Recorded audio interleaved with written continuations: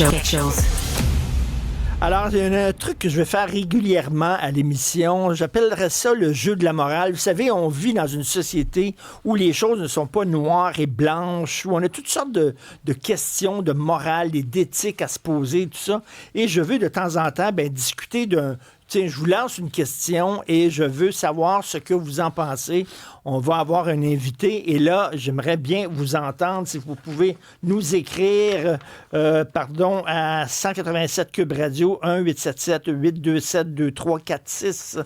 Alors, aujourd'hui, vous savez qu'hier, j'ai pété une coche totale contre un homme qui collectionnait depuis des années des vidéos de violences sexuelles envers des enfants. Puis là, on parle de nouveau-nés qui étaient agressés sexuellement puis qui pleuraient de douleur. On parle de cadavres d'enfants.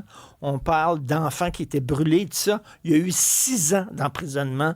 Moi, je trouve ça complètement délirant. Et la question que je vous pose, puis j'aimerais savoir si vous êtes d'accord ou pas avec moi, puis j'aimerais entendre vos arguments, c'est est-ce qu'on devrait imposer des peines de prison à vie sans possibilité de parole à toute personne qui a commis un crime sexuel envers des enfants. Je répète, alors est-ce qu'on devrait imposer des peines de prison à vie sans possibilité de parole à toute personne qui a commis un crime sexuel envers des enfants? Parce que selon moi, les crimes envers les enfants, c'est les crimes les plus graves. Parce que ce sont les gens les plus vulnérables. On en parle avec Pierre-Hugues Boisvenu, qui est sénateur retraité, et j'aimerais vous entendre. Si vous pouvez nous écrire, nous contacter, et Stéphanie, régulièrement, va communiquer vos commentaires. Pierre-Hugues Boisvenu, bonjour. Monsieur Martineau, bonne journée à tous les gens qui sont avec nous. 6 ans.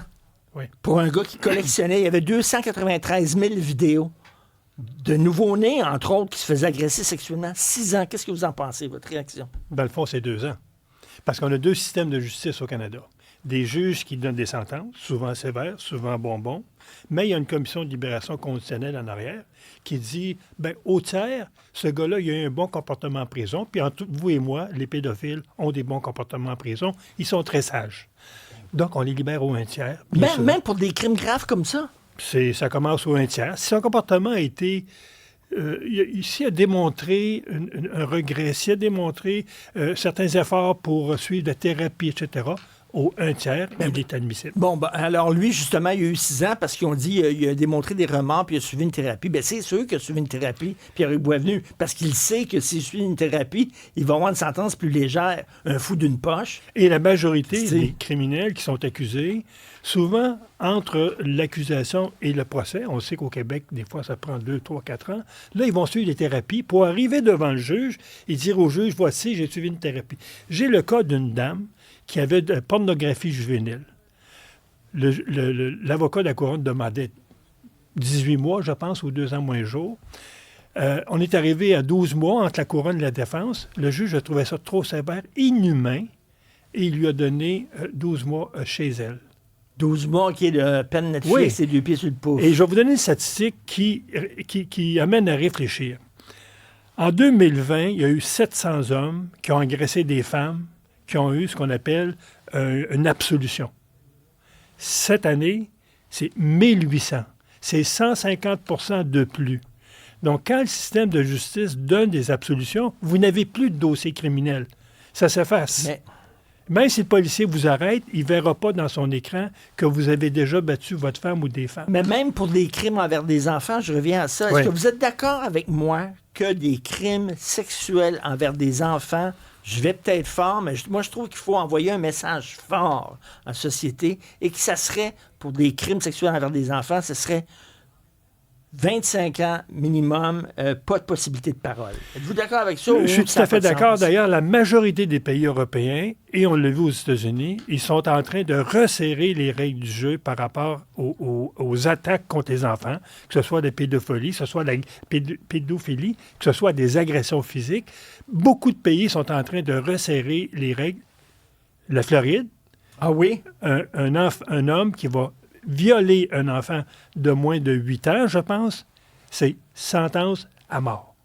Donc, on le voit, les crimes de pédophilie, agressions contre les femmes sont en augmentation un peu partout. Mais M.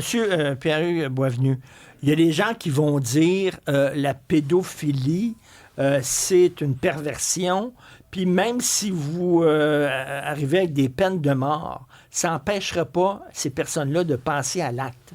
Donc, ça donne strictement rien d'aller avec des peines sévères parce que de toute façon, ils vont passer à l'acte parce que c'est plus fort qu'eux autres. Il y a 2 façons de gérer des criminels qui sont hors contrôle. Les pédophiles en sont. C'est une déviance permanente. Soit que des moyens de contrôle drastiques qui vont jusqu'à la castration physique ou des sentences assez lourdes qu'on les sort du trafic. On ne peut pas être entre les deux parce qu'ils vont récidiver. Les réseaux de pédophilie qu'on a démantelés au Québec, les policiers l'an dernier, on a arrêté 18 hommes. Là-dessus, il y en avait 12 qui avaient déjà des dossiers criminels.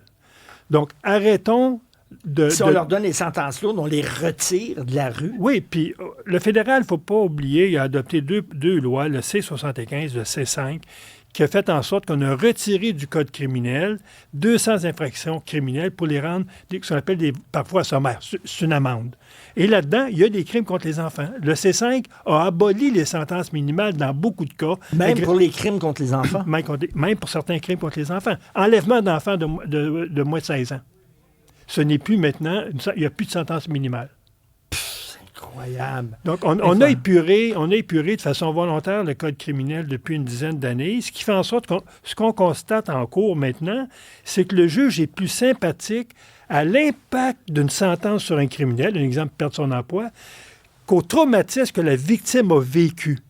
Donc, ça se voit partout, au niveau des crimes contre les enfants, au niveau des crimes contre les femmes, ce que j'appelle les gens plus vulnérables. Incroyable. Stéphanie. Beaucoup de réactions et je pense pas que je vais vous étonner en disant que c'est unanime actuellement sur la messagerie texte. Tout le monde dit que ça devrait être prison à vie, sans possibilité de sortir avant que la sentence soit terminée. Il y a Pierre, lui, de Vancouver, qui nous dit, dans un cas comme le monsieur là, dont on a parlé, qui possédait du contenu, il dit que ça pourrait être un 25 ans, tu sais, quand c'est du contenu et qu'il n'a pas nécessairement fait les agressions, mais que si c'est une personne qui a commis des agressions, qui a fait des attouchements et tout ça, ça devrait être 50 ans. Mais il faut que je vous dise que je peux pas compter le nombre de messages qu'on a reçus concernant ramener la peine de mort pour ce genre de crime-là, qu'on ne comprend pas pourquoi on paierait pour des gens comme ça. Pierre-Luc Boisvenu, je serais très curieux de savoir les résultats d'un sondage. 70% des Canadiens seraient d'accord. Pour la peine de mort? Pour certains types de crimes? Dans les cas de meurtre, je dirais, là, graves, bien, tous les meurtres sont graves, mais contre des enfants, contre des femmes.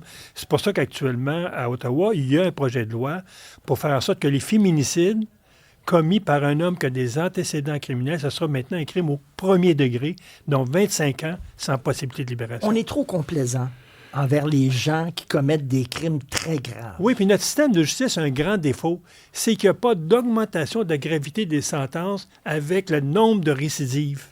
On voit des fois des criminels qui vont être à cette 3e, 4e récidive d'agression sexuelle, de violence conjugale, et la sentence va être moins sévère que la première fois.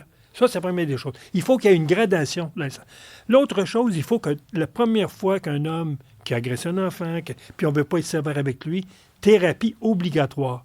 Pas thérapie s'il lui veut. Ben oui. Obligatoire. Ben oui. Et s'il ne réussit pas, c'est en dedans. OK, je vous pose la question parce qu'effectivement, l'homme dont je parlais, lui, il n'a pas commis ces crimes-là, il n'a pas violé des enfants, mais il regardait ces vidéos-là. Ça commence de même. Pour moi, c'est aussi grave. C'est aussi grave parce que les gens qui possèdent de la pornographie juvénile, un jour ou l'autre, ils vont passer à l'acte. Ils vont avoir des contacts physiques. Donc, il faut absolument que lorsqu'il y a une première intrusion dans ce type de monde-là, il faut être très sévère. Sinon, le message qu'on lance, comme les hommes qui ont eu des absolutions lorsqu'ils ont battu leur conjointe ou ex-conjointe, c'est un message de banalité. C'est pas grave. Moi, je suis correct, la réintégration, puis tout ça, mais dans la justice, il y a aussi un aspect punition. Exactement. Puis on dirait qu'on l'a totalement occulté, puis oublié cet aspect-là. Puis je reviens là-dessus. La statue qui représente la justice, elle a une épée dans les mains. Elle est aveugle. Elle est aveugle. Elle ne voit pas si le crime à commettre, elle ne peut pas voir c'est quoi les antécédents du criminel. Elle ne veut pas voir ce pauvre petit gars-là, il a tué une enfance malheureuse. Non. Il y a un crime qui est commis, un crime grave, il y a une sentence qui est grave. C'est ça qu'on a perdu comme point de vue dans notre système de justice, il n'y a plus de relation entre la gravité du crime commis souvent et la gravité de la sentence. Moi, ce que je ne comprends pas, c'est qu'auprès de certaines personnes, ce discours-là d'avoir des sentences sévères pour des crimes très graves, ça passe pour un discours de droite. Pour moi, ça n'a rien à voir avec la droite puis la gauche. Ça a à voir avec être juste. Moi, je pense que pour les personnes vulnérables, les femmes en dépendance économique dans une relation de couple, les enfants, il faut que ce soit tolérance zéro. Zéro. On ne peut pas trouver de facteur atténuant. C'est ça que ça veut dire. Parce que lorsqu'il y a des procès, maintenant, ce qu'on regarde, c'est les facteurs aggravants et atténuants, mais plus atténuants qu'aggravants. Donc, dans ce type de crime-là, on ne devrait jamais regarder s'il y a un caractère atténuant, mais un caractère aggravant. Quel âge l'enfant? Qu'est-ce qu'il y avait comme matériel? Est-ce qu'il y a eu des contacts? Puis quand tu vas au bout de tout ça, mais la sentence doit être la plus sévère possible. Et en terminant, en France, il y a un pédophile qui est arrêté, puis il a dit, la nature me fait comme ça. Oui, mais ça a déjà été dit au Québec, d'ailleurs. Ah oui? Ben oui. Il y a déjà une association, parce qu'on se souvient, lorsqu'il y a eu un gros réseau qui a été démantelé il y a peut-être 4 ou 5 ans au Québec, celui qui était à la tête de ça, il y avait un site Internet qui ne faisait pas nécessairement la promotion de la pédophilie, mais qui faisait la promotion de la déviance, comme quoi que c'est quelque chose de naturel, et d'avoir une relation sexuelle avec un enfant, ça peut épanouir l'enfant. Il était jusqu'à dire ça. On se souvient. Ben oui. Merci beaucoup, M. Pierre-Hugues Boisvenu, sénateur retraité. Bon été, merci. Oui, et vice-président de l'Association des familles de personnes assassinées disparues. C'est vrai, c'est bien de le rappeler. Et c'est un message que je lance à ces familles-là, s'ils ont besoin de soutien, de contacter l'association. Merci beaucoup.